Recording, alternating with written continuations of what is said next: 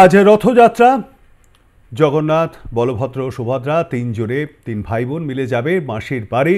সারাদিন সেই সমস্ত খবরাখবরের দিকে অবশ্যই আমরা চোখ রাখবো, তবে তার পাশাপাশি চোখ রাখতে হবে আমাদের অন্যান্য খবরাখবরের দিকেও। কলকাতায় ডেঙ্গি আক্রান্তের হার 37%, যা 2023 সালের তুলনায় অনেকটাই কম। টক টু মেয়র অনুষ্ঠানে এমনটাই জানালেন কলকাতা মহানাগরিক ফিরহাদ হাকিম।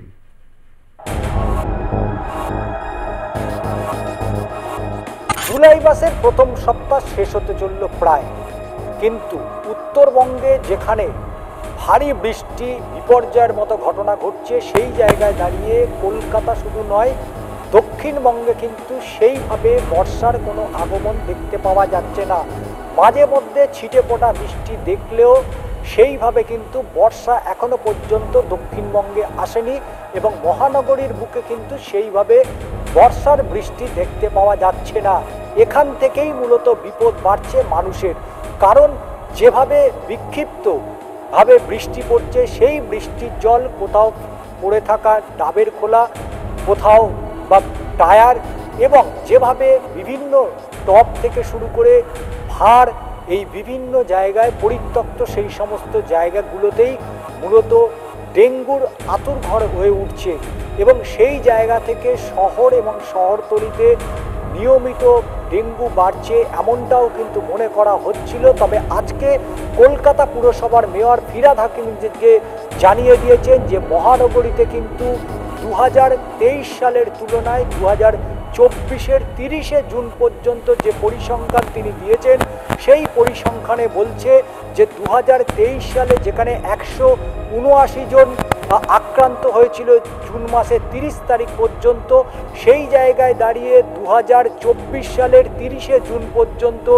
এই মহানগরীতে 112 জন যারা ডেঙ্গুতে আক্রান্ত হয়েছে এবং যার শতাংশের বিচারে দেখা যাচ্ছে 37% মানুষ এই মুহূর্তে শহর কলকাতায় ডেঙ্গু জ্বরে তারা আক্রান্ত হয়েছে।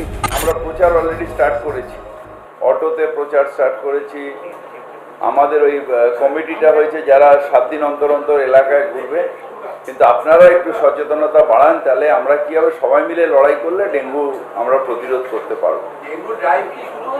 ড্রাইভ শুরু হয়েছে 179, আগের বছর ছিল, এবছর 112টা ডেঙ্গু পেশেন্ট আমার পাওয়া গেছে। তারা সবাই সুস্থ, কোনো সিরিয়াস নয়। আর আগে এই সময় ছিল আমার 179 ছিল আগের বছর, এটা এবার 112, তার মানে 37% কম পাওয়া গেছে। তার মানে আমি স্যাটিসফাই না, আমাকে একটাও পাওয়া গেলে আমি উদ্বেগের সাথে আছি। মেয়র আরও বিষয় জানিয়েছেন যে মানুষকে সচেতন হতে হবে। মানুষের সারা বছর অর্থাৎ জানুয়ারি থেকে ডিসেম্বর সারা বছরই কলকাতা পুরসভা তারা বিভিন্নভাবে প্রচার অভিযান চালায়, কিন্তু মানুষের সচেতনতার অভাবের কারণেই ডেঙ্গুর মতো রোগ অর্থাৎ ডেঙ্গু জ্বরের সংখ্যা যে নিত্যদিন বাড়ছে এবং সে কারণে মানুষকে আরও সচেতন হতে হবে। তুলনামূলকভাবে বলা যেতে পারে যে জুনের 30 তারিখ পর্যন্ত যে পরিসংখ্যান, অবশ্যই বেশ খানিকটা হলেও স্বস্তির নিঃশ্বাস ফেলছে মহানগরী বাসিন্দারা।